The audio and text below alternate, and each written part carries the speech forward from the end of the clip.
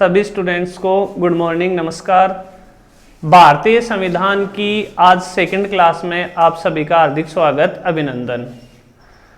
हमें भारतीय संविधान को लेकर जो चर्चा अपन ने प्रारंभ की थी, उसके फर्स्ट वीडियो में अपन ने पहला जो टॉपिक लिया था उस टॉपिक का नाम था उद्देशिका या प्रस्तावना। पहले टॉपिक में जहां अपन ने चर्चा समाप्त की थी उसके बाद से अपन चर्चा प्रारंभ करते हैं। पहले वीडियो में अपन ने कंप्लीट प्रस्तावना देख ली थी एक बार, और कंप्लीट प्रस्तावना मैंने बोर्ड पे भी लिखी थी और मुझे जहां तक उम्मीद है आप सबने उसका स्क्रीनशॉट भी लिया होगा। उसके बाद में अपन प्रारंभ करते हैं। अगर किसी भाई या बहन ने लास्ट वीडियो नहीं देखा तो पहले तो जो फर्स्ट वीडियो अपन ने जो बनाया था उद्देशिका या प्रस्तावना का, उसको देखना, उसके बाद आगे का वीडियो स्टार्ट करना, ताकि आपका जो बेसिक कंसेप्ट है वो उसी से क्लियर होगा। चलो तो प्रारंभ करते हैं उसके बाद में।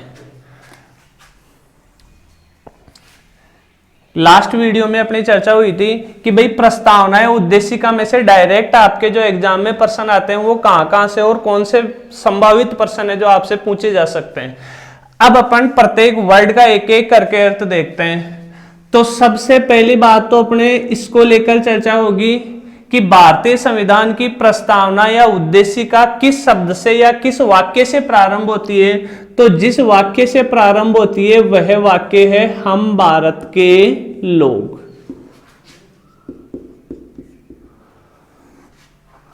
सबसे पहला तो हम भारत के लोग, यह वाक्य भारतीय संविधान की प्रस्तावना की जो शुरुआत करता है, यह वाक्य भारत के संविधान में किस देश के संविधान से लिया गया है। तो यह वाक्य हम लोगों ने लिया है कौन से देश के संविधान से? अमेरिका के संविधान से। विश्व के इतिहास में सबसे पहला निर्मित लिखित संविधान किस देश का माना जाता है? अमेरिका के संविधान का माना जाता है। अमेरिका के संविधान की प्रस्तावना में लिखा हुआ है हम अमेरिका के लोग, और भारत के संविधान की प्रस्तावना में लिख दिया हम भारत के लोग। इसका मतलब ये वाक्य अपन ने कौन से देश से लिया है? अमेरिका से लिया है। थोड़ा सा इसमें ये और ध्यान रख लेना, जो यूएनओ जिसे अपन संयुक्त राष्ट्र संघ कहते हैं, संयुक्त राष्ट्र संघ या यूएनओ की प्रस्तावना में लिखा हुआ है हम विश्व के लोग। इसका मतलब अपन ये भी कह सकते हैं कि यह वाक्य अपन ने कहां से लिया है? यूएनओ की प्रस्तावना से लिया गया है। आपके ऑप्शन में अमेरिका हो तो अमेरिका को टिक कर देना, अमेरिका ऑप्शन में नहीं है तो अपने को क्या करना है? यूएनओ। इस देश के संविधान से अपन ने वाक्य ले लिया। फिर बात करें इस वाक्य का क्या अर्थ निकलता है। तो दोस्तों इस वाक्य के दो अर्थ हैं। पहले तो आपसे जनरली आपसे एक बात पूछी जाए कि भारतीय संविधान का निर्माण किसने किया था, सोचो और थोड़ा देके बताने का प्रयास करो। इसका आंसर होगा संविधान सभा के सदस्यों ने। हमें पता है संविधान का निर्माण भारत की जनता ने नहीं किया था, संविधान का निर्माण किया था संविधान सभा के सदस्यों ने।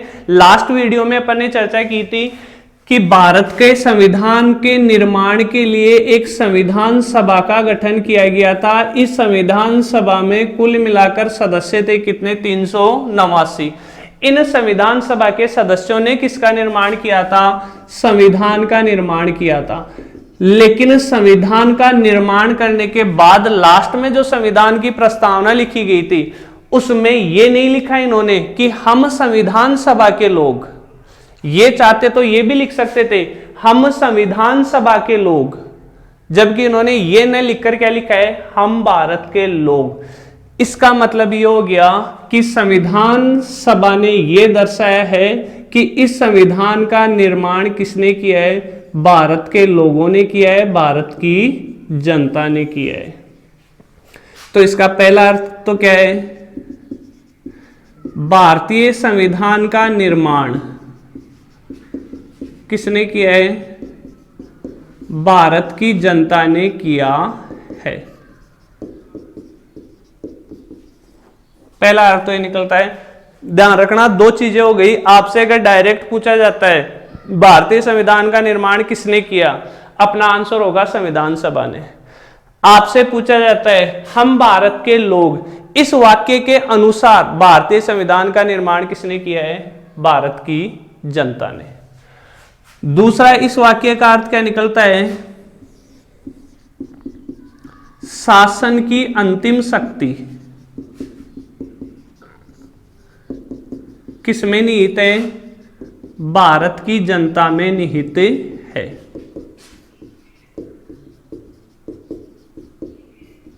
ये दो अर्थ निकलते हैं पहले वाक्य के, हम भारत के लोग के। इसमें आपको ध्यान रखना है, हम भारत के लोग कहां से लिया गया है? अमेरिका से। अमेरिका ऑप्शन में नहीं है तो यूएनओ से। इसके बाद में इस वाक्य के कितने अर्थ हो गए? दो अर्थ हो गए। अब इसके आगे चलते हैं अपन। फिर अपन ने देखा था जो लिखा हुआ था, हम भारत के लोग भारत को, फिर एक क्रम आता था वाक्यों का, संपूर्ण प्रभुत्व संपन्न समाजवादी पंथ निरपेक्ष लोकतांत्रिक गणराज्य। अब इसमें अपन एक एक का अर्थ देखते हैं।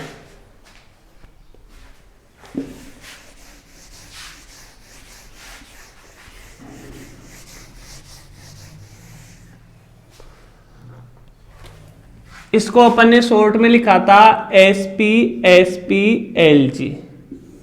इसका मतलब क्या हुआ? संपूर्ण प्रभुत्व संपन्न।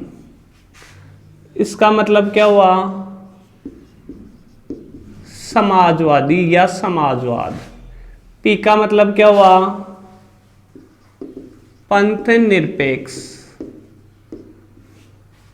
एल का मतलब क्या हुआ? लोकतांत्रिक। जी का मतलब क्या हुआ? गणराज्य। अब एक एक वर्ड का अपन अर्थ देखते हैं। लास्ट क्लास में भी मैंने आपको बताया था, एग्जाम में इनका क्रम पूछा जाता है तो क्रम से याद रखोगे। संपूर्ण प्रभुत्व संपन्न, समाजवाद, पंथ निरपेक्ष, लोकतांत्रिक और लास्ट गणराज्य। सबसे पहले इसका अर्थ अपन देखने का प्रयास करते हैं। संपूर्ण प्रभुत्व संपन्न को अपन संप्रभुता भी कह सकते हैं। क्या कह सकते हैं? संप्रभुता। संप्रभुता का अर्थ अपन देखने का प्रयास करें। इसका अर्थ होता है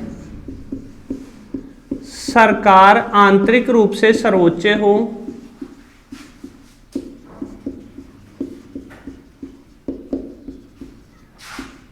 और विदेश नीति में स्वतंत्र हो।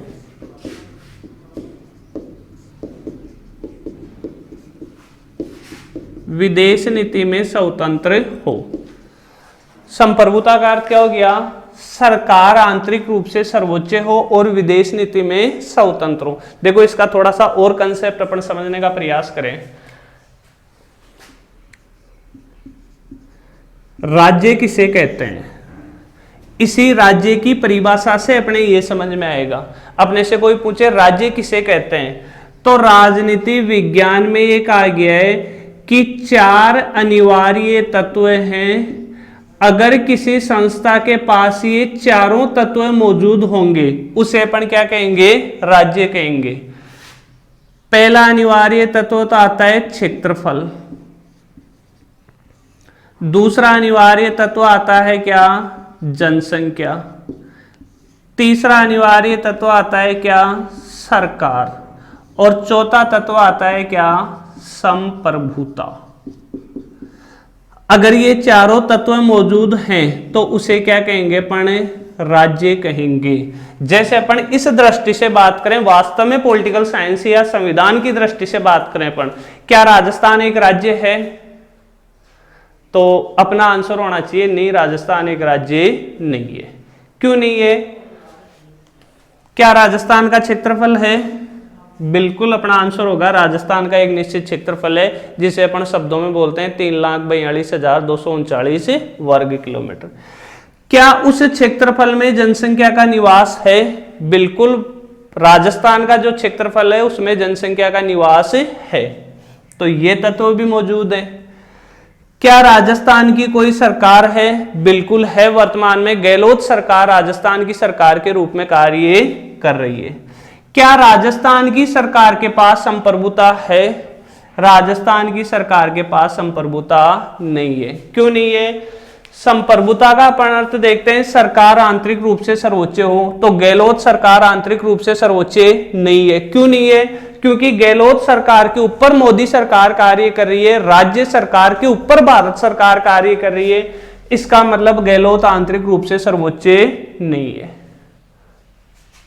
इसके अलावा विदेश नीति में स्वतंत्र हो, तो राजस्थान सरकार विदेश नीति में भी स्वतंत्र नहीं है, क्योंकि विदेश नीति का कार्य संचालन हमेशा भारत सरकार द्वारा होता है।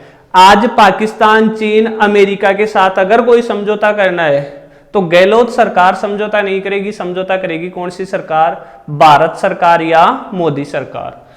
तो इसका मतलब राजस्थान सरकार ना तो आंतरिक रूप से सर्वोच्च है और ना ही विदेश नीति में स्वतंत्र है। इसका मतलब राजस्थान सरकार के पास क्या नहीं है? संप्रभुता नहीं है। और जब चारों तत्वों में से एक भी तत्व मौजूद नहीं हो तो उसे अपन राज्य नहीं कह सकते। इस आधार पर राजस्थान राज्य नहीं है। तो अपन ये कह सकते हैं भारत एक राज्य है जिसमें 28 प्रांत हैं, तो राजस्थान इस दृष्टि से क्या कहलाएगा? एक प्रांत कहलाएगा। और हमारा जो देश है भारत है वो इस दृष्टि से क्या कहलाएगा? एक राज्य कहलाएगा। अगर भारत की अपन बात करें, भारत का क्षेत्रफल है, उस क्षेत्रफल में जनसंख्या भी निवास करती है, भारत की एक सरकार भी है, भारत सरकार जो वर्तमान में मोदी सरकार है, और उस सरकार के पास संप्रभुता है, बिल्कुल है, क्योंकि भारत सरकार आंतरिक रूप से सर्वोच्च है। भारत में भारत सरकार से बड़ी कोई सरकार नहीं है, इसका मतलब भारत सरकार क्या है? आंतरिक रूप से सर्वोच्च है। और भारत सरकार विदेश नीति में भी क्या है? स्वतंत्र है। इसका मतलब भारत सरकार के पास क्या है? संप्रभुता है। तो संप्रभुता का अपन अर्थ देख रहे थे। संप्रभुता का अर्थ क्या हो गया? सरकार आंतरिक रूप से सर्वोच्च हो और विदेश नीति में स्वतंत्र हो। तो ये तो अपना हो गया पहला वर्ड कौन सा? संपूर्ण प्रभुत्व संपन्न या संप्रभुता। अब अपन चर्चा करेंगे किसके बारे में? समाजवाद के बारे में।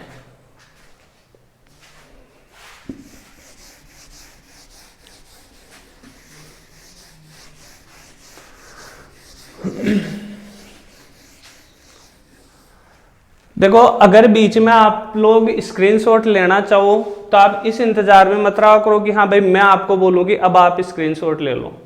आराम से वीडियो को बीच में रोक के स्क्रीनशॉट ले लिया करो। समाजवाद का अपन अर्थ ढूंढने का प्रयास करें तो इसका भी थोड़ा सा इतिहास समझना आप लोग। द्वितीय विश्व युद्ध जब समाप्त हो गया था, मतलब अपन बात करें 1939 में प्रारंभ और 1945 में समाप्त। द्वितीय विश्व युद्ध जब समाप्त हुआ था उसके बाद में विश्व में दो महाशक्तियां उभर कर सामने आई थी। एक महाशक्ति थी जिसका नाम है सोवियत संघ, जिसके उत्तराधिकारी के रूप में वर्तमान में रूस। कौन सा देश है इसका उत्तराधिकारी? रूस। और दूसरी महाशक्ति थी कौन सी? अमेरिका। तो द्वितीय विश्व युद्ध के बाद में विश्व में दो महाशक्तियां उभर कर आई, कौन सी? सोवियत संघ और अमेरिका। सोवियत संघ ने जिस अर्थव्यवस्था को अपनाया वो तो थी कौन सी अर्थव्यवस्था? समाजवादी अर्थव्यवस्था, जिसकी अपने को चर्चा करनी है। और अमेरिका ने जिस अर्थव्यवस्था को अपनाया वो कौन सी अर्थव्यवस्था थी? पूंजीवादी अर्थव्यवस्था। अब देखो दोनों में क्या अंतर है? समाजवादी अर्थव्यवस्था में तो बल दिया जाता है किस पर? समानता पर। पूंजीवादी अर्थव्यवस्था में बल दिया जाता है किस पर? स्वतंत्रता पर। ध्यान रखना, भारतीय संविधान समानता की भी बात करता है, भारतीय संविधान स्वतंत्रता की भी बात करता है। लेकिन अगर अपन थोड़ा और गहराई से सोचें तो समानता और स्वतंत्रता का एक साथ रहना मुश्किल है। एक ब्रिटिश विद्वान था जिसने कहा भी था, यदि स्वतंत्रता दरवाजे से प्रवेश करती है तो समानता खिड़की कूदकर भाग जाती है। कैसे? अपनी सरकार का मकसद है समानता स्थापित करना, तो समानता स्थापित करने के लिए सरकार को क्या प्रयास करना पड़ेगा? जो भी अमीर हैं उनसे से ज्यादा टैक्स वसूल करना पड़ेगा, और जो गरीब हैं उनको ज्यादा से ज्यादा धनराशि बांटनी पड़ेगी। तब जाके समाज में किसकी स्थापना होगी? समानता की स्थापना होगी। अगर समानता की स्थापना करनी होगी तो सरकार को सारी शक्तियां अपने हाथों में केंद्रित करनी पड़ेगी, क्योंकि सरकार के पास सारी शक्तियां होंगी तभी तो वो अमीर वर्ग से सारा का सारा पैसा खींच पाएगी और गरीबों में वो पैसा बांट पाएगी। तो समानता स्थापित करने के लिए शक्तियां सारी की सारी किसके हाथों में गई? सरकार के हाथों में गई। इसका मतलब लोगों की या अमीरों की स्वतंत्रता का क्या हो गया? हास हो गया, नुकसान हो गया। तो इस दृष्टि से देखें अपन तो समानता और स्वतंत्रता का एक साथ रहना बहुत मुश्किल होता है, लेकिन भारतीय संविधान ने जो व्यवस्था की है वो की है इन दोनों की मिश्रण की। मतलब यहां समाजवादी अर्थव्यवस्था हो गई, अमेरिका में पूंजीवादी अर्थव्यवस्था हो गई, भारत ने कौन सी अर्थव्यवस्था अपनाई? मिश्रित अर्थव्यवस्था। समझ रहे हो बात? तो अब अपन अगर समाजवाद का अर्थ ढूंढने का प्रयास करें, इसमें आपको देखो ज्यादा अपन इसको लेकर तो चर्चा करेंगे नहीं, क्योंकि समाजवाद और पूंजीवाद अपने आप में बहुत बड़ा कंसेप्ट है। इसका थोड़ा सा जो बेसिक मैंने आपको बताया वो थोड़ा सा दिमाग में रख लेना। अब अपन मेन चर्चा करेंगे किसकी? समाजवाद की।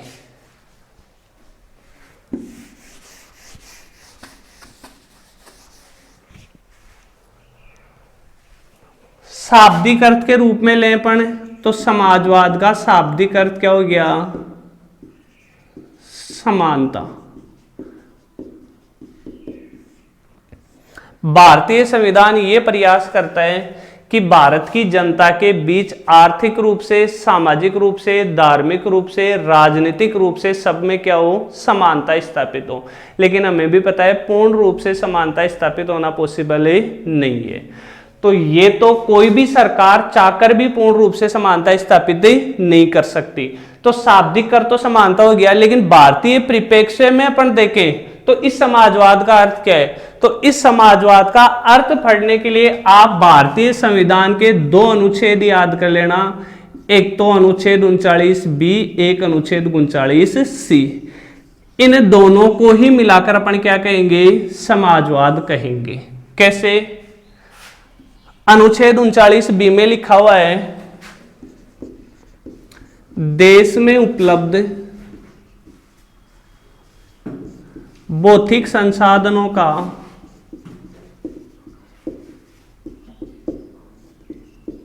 सामूहिक हित में प्रयोग। क्या लिखा हुआ है? सामूहिक हित में प्रयोग। अनुच्छेद 39 सी में क्या लिखा हुआ है? धन के केंद्रीयकरण पर रोक।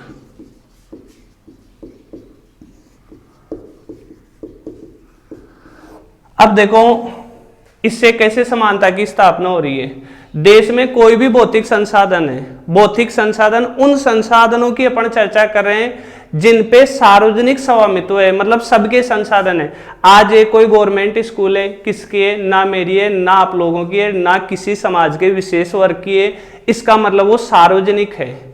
आज कोई गवर्नमेंट हॉस्पिटल है, उसे भी अपन क्या कहेंगे? एक सार्वजनिक संस्था कहेंगे। तो सरकार से जुड़े सभी संसाधन या भौतिक संसाधन जो जिन पे किसी पर्सनल व्यक्ति का स्वामित्व नहीं है, उन संसाधनों का प्रयोग कैसे करना चाहिए? सामूहिक हित में। मतलब उनका प्रयोग होना चाहिए सबके हित में। सबके हित में यदि उनका प्रयोग हो रहा है, इसका मतलब किसकी स्थापना हो रही है? समानता की स्थापना हो रही है। अनुच्छेद 39 सी, धन के केंद्रीयकरण पर रोक। अगर धन का केंद्रीयकरण कुछ लोगों के हाथों में सीमित हो जाएगा, इसका मतलब समाज में अपने आप ही दो वर्ग हो गए। एक तो अमीर वर्ग जिसके हाथों में धन का केंद्रीयकरण है, और दूसरा कौन सा वर्ग हो जाएगा? गरीब वर्ग। तो ये तो समानता के एकदम क्या हो गया? विपरीत हो गया। तो समानता स्थापित करनी हो तो कुछ लोगों के हाथों में जो धन का केंद्रीयकरण हो उस पर क्या लगानी पड़ेगी? रोक लगानी पड़ेगी। अगर इस पर रोक लगा दी गई तो स्वतः ही किसकी स्थापना हो जाएगी? समानता की स्थापना हो जाएगी। तो समाजवाद का भारतीय परिप्रेक्ष्य में अपने से अर्थ पूछा जाए तो अपने को भारतीय संविधान के दो अनुच्छेद बताने, अनुच्छेद 39 बी और अनुच्छेद 39 सी। इसके बाद में अपन चर्चा करेंगे किसको लेकर? पंथ निरपेक्षता को लेकर।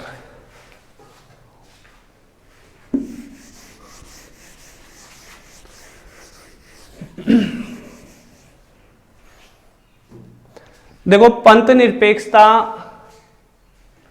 देखा जाए अपने आप में बहुत आसान है। जैसे अपने से पूछे पंथ निरपेक्षता किसे कहते हैं, कोई तो बताएगा सभी धर्मों में समानता हो। लेकिन जब अगर एग्जामिनर देखो जैसे जैसे कंपटीशन बढ़ रहा है ना, वैसे वैसे पेपर बनाने वाले का मकसद होता है कि बच्चे को कैसे कंफ्यूज करे, कैसे पर्सन को गलत करवाएं। तो पंथ निरपेक्षता के बारे में जैसे आपके सामने एक क्वेश्चन है, क्वेश्चन ये आ गया कि पंथ निरपेक्षता है। इसमें आपको पहला ऑप्शन जैसे दिया जाए, भारत राष्ट्र का कोई विशेष धर्म नहीं है।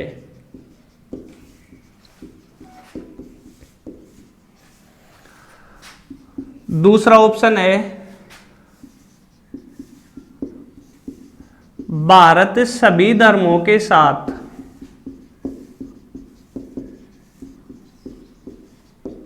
समान व्यवहार या कह सकते हैं समानता का व्यवहार करेगा। दूसरा ऑप्शन क्या है, भारत सभी धर्मों के साथ समान व्यवहार करेगा। तीसरा ऑप्शन आपके सामने है, भारत सभी धर्मों के विकास के लिए कार्य करेगा। भारत सभी धर्मों के विकास के लिए कार्य करेगा। और आजकल जिन प्रश्नों का एग्जाम में प्रचलन बढ़ रहा है, विशेष तौर से हाई लेवल की अगर कोई एग्जाम हो, उसमें अपने सामने ऑप्शन मिलते हैं। जैसे इसको अपन 1 2 3 लिख लेते हैं एबीसी की जगह, 1 2 3। अब आपके पास पहला ऑप्शन है केवल 1, दूसरा ऑप्शन है केवल 1 व 3, तीसरा ऑप्शन है आपके पास केवल 2 व 3, चौथा ऑप्शन है आपके पास 1 2 व 3। तो अब अपन पंथ निरपेक्षता का अर्थ इनमें से कौन सा मानेंगे? डायरेक्ट आगे वाला मतलब मैं बताऊं वो सुनने से पहले एक बार वीडियो को रोक के खुद कोशिश करना इसका आंसर बताने की। क्यों? अब देखते हैं अपन इसका आंसर। इसका आंसर होगा 1 2 व 3, क्योंकि पंथ निरपेक्षता में एक तो ये बात भी शामिल होती है, भारत राष्ट्र का कोई धर्म नहीं है। हालांकि हमारे यहाँ हिंदू धर्म भी है, इस्लाम धर्म भी है, सिख जैन ईसाई पारसी। भारत एक धर्मनिरपेक्ष देश है जहां सभी धर्मों के लोगों के साथ समान व्यवहार होता है, सभी धर्मों को आजादी दी गई है। लेकिन विश्व के कुछ देश जैसे अपन लें पाकिस्तान लें, बांग्लादेश लें, ईरान लें, ये धार्मिक देशों की श्रेणी में आते हैं। इनके राष्ट्र का कोई विशेष धर्म होता है। जैसे पाकिस्तान को कह सकते हैं अपन इस्लामिक राष्ट्र। पाकिस्तान के संविधान ने जिस धर्म को मान्यता दे रखी है वो धर्म है कौन सा? इस्लाम धर्म। बांग्लादेश ने जिस धर्म को मान्यता दे रखी है वो धर्म है कौन सा? इस्लाम धर्म। लेकिन भारत ने किसी विशेष धर्म को मान्यता नहीं दे रखी। इस आधार पर अपन कह सकते हैं कि भारत राष्ट्र का कोई धर्म नहीं है। इसको अपन ये और ज्यादा ठीक रहेगा, यहां अपन लिख ले विशेष। भारत राष्ट्र का कोई विशेष या अकेला धर्म नहीं है। दूसरा है, भारत सभी धर्मों के साथ कैसा व्यवहार करेगा? समान व्यवहार करेगा, कोई पक्षपात नहीं करेगा। भारत सभी धर्मों के विकास के लिए कार्य करेगा। इन तीनों को ही सम्मिलित रूप से अपन क्या कहेंगे? पंथ निरपेक्षता। समझ गए बात? अब इसके बाद में अपन अगला जैसे है लोकतंत्र। इसका ज्यादा अपने को उल्लेख करने की आवश्यकता नहीं है, क्योंकि लोकतंत्र डायरेक्ट इसमें से कोई ऑब्जेक्टिव क्वेश्चन नहीं बनता। अपने को सबको पता है लोकतंत्र किसे कहते हैं? जहां जनता का शासन हो, जनता का, जनता के द्वारा जनता के लिए जो शासन हो उसे क्या कहते हैं? अपन लोकतंत्र कहते हैं। अब अपनी मेन चर्चा होगी किसको लेकर? गणराज्य को लेकर। देखो जो भी अपन ने जो भी चर्चा की है भारतीय संविधान की प्रस्तावना में, इन वर्डों को लेकर इनमें से सबसे ज्यादा बार अगर एग्जाम में प्रश्न पूछा गया है तो वो प्रश्न कौन सा पूछा गया है? गणराज्य को लेकर पूछा गया है कि गणराज्य का अर्थ क्या होता है।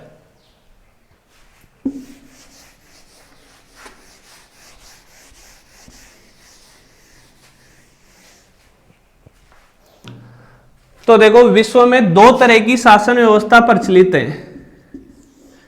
एक तो होता है राजतंत्र। ध्यान रखना, राजतंत्र का अपोजिट या विलोम शब्द लोकतंत्र नहीं होता। राजतंत्र का विलोम क्या होता है, अपोजिट क्या होता है, गणतंत्र। राजतंत्र का मतलब तो क्या हो गया, जहां राष्ट्र का अध्यक्ष वंशानुगत हो।